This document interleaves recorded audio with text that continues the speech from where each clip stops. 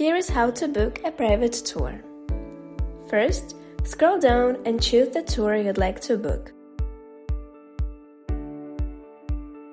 On the next page, scroll down to the Private Tour section and click Book this tour.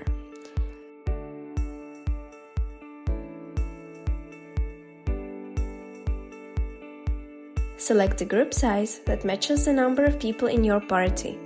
Please note that only one group can be booked at a time. Next, choose your preferred date and time, then click Checkout.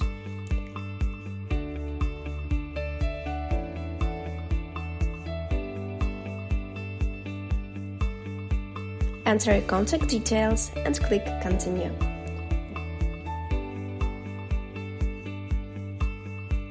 Review your reservation details carefully and make sure everything is correct.